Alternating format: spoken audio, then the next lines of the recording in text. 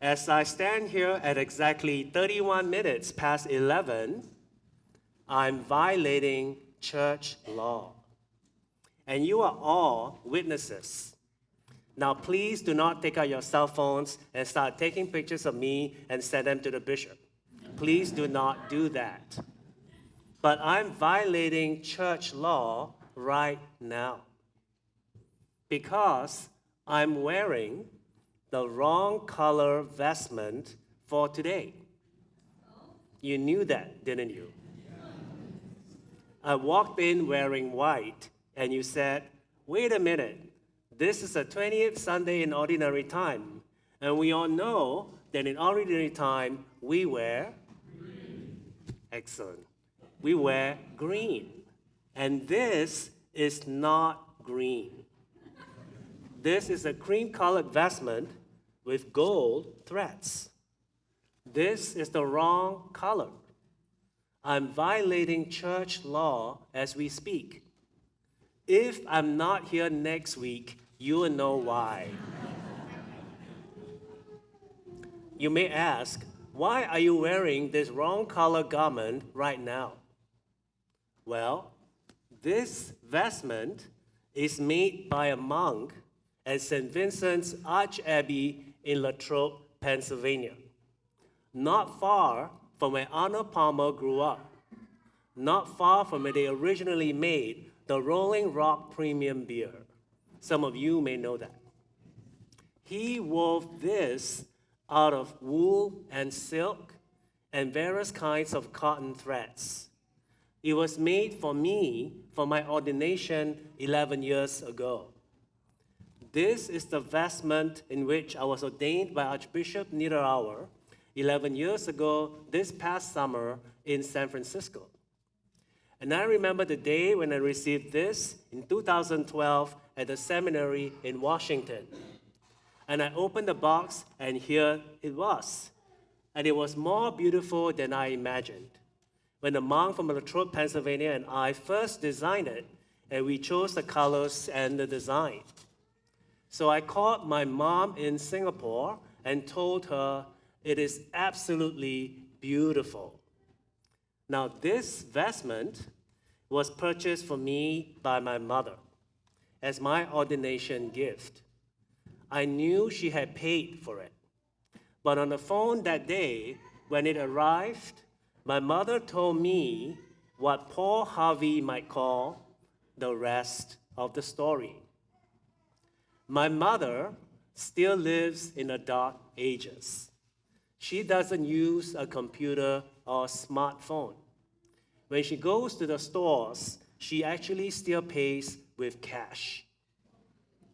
And she would get coins back as change. Now, I started seminary in 2005, and I wasn't ordained until 2012. That's 7 years. I needed remedial work sometimes in seminary. The year I started seminary in 2005, my mother got a jar. And for 7 years, every coin she got back as change, whenever she went to the stores, she put in the jar. And the money in that jar went to buy this vestment. So when I put this on 11 years later, you'll understand me when I say, to me, this vestment is more than clothing. Do you understand that? When I put this on, I feel like I'm being embraced by my mother's love and her sacrifice so that she could buy this for me and be a blessing for me. This vestment is more than clothing and cloth and threads. This vestment is to me a tangible reminder of my mother's love. And I feel enfolded in her love whenever I put this robe on. For me, this is more than clothing. Now, I mention the story because in today's gospel, at the very end, there's a kind of an odd encounter that has to do with clothing. The parable that we hear today happens in the section of Matthew's gospel where Jesus and the religious authorities of his day are in a growing tension. And Jesus preaches a series of parables about those who think that they are the ones in the know, those who think that when it comes to religion and God, they have got it all together. They are the holy ones. They are the invited ones. They are the privileged ones. And they also know who all the sinners are. They are very good at passing judgment. They are very good at convincing themselves that when God comes and hosts the feast, they will have the best seats. But did you notice what happens to all those people in today's parable? The king throws a wedding banquet for his son, and he sends out the invitations. And the day of the wedding arrives. Everything is ready for the feast, and the people who are invited, they don't show up. I get mad when people don't RSVP. But these people RSVP, but they don't show up when the banquet is ready. So the king sends his messengers out. Go remind them, today's the wedding. Tell them to come. Everything is ready. And they say, we are busy. Or even worse, they beat up and they kill the messengers. How does the king respond? He sends out his troops to destroy the evildoers and burn that city. 2 life lessons. When you get an invitation, RSVP. And if you RSVP yes, please show up for the party. And then the king says to his messengers, all right, the invited people won't come. Go out into the streets and find whoever is out there and bring them to the party. Let's update this a bit. Let's say that the king's feast is at the Marin Country Club. Everything is ready. The catering staff is there, and the food is ready. The prime rib is sliced, and the lobster is ready to be served. And no one shows up.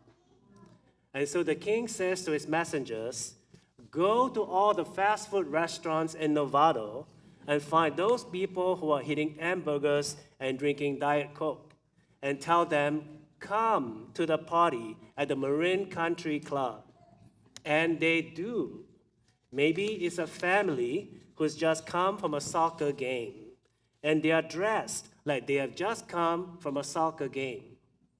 And the messengers say to them, we were told to bring everybody, so you all come. And they do, for they are smart people. There's free prime rib and lobster at the Marin Country Club, and all the premium beer and all the choicest one you need. And they get there, although they weren't invited. They thought that they were going to McDonald's after the soccer game. But now they are at a wedding at a Marin Country Club. And the king walks in, and he looks at them, and he says, you are not wearing the right clothes. Now that doesn't make sense, does it? Because they didn't know that they were invited. They weren't invited. They didn't make the list. They were just at McDonald's after a soccer game. How could we know to wear the right clothing when we didn't even know that we were coming to the party? It was your messengers who dragged us here from McDonald's. How can you complain now about our clothing? It just doesn't make sense, right? Unless the clothing is more than clothing. Unless the garment that the king is talking about is more than just wool and silk. Maybe the wedding garment that we are to wear when we're invited to the king's feast isn't made out of cloth and threads at all. Maybe like this vestment, the real point of the clothing in today's parable is the kind of life that we weave together by our actions. Maybe the threads of the proper garment for the king's feast are the threads that Jesus mentions in other parts of the gospel. And what does Jesus say? He says, "When I was hungry, you fed me. When I was thirsty, you gave me to drink. When I was lonely, you came to visit me. When I needed you, you were there."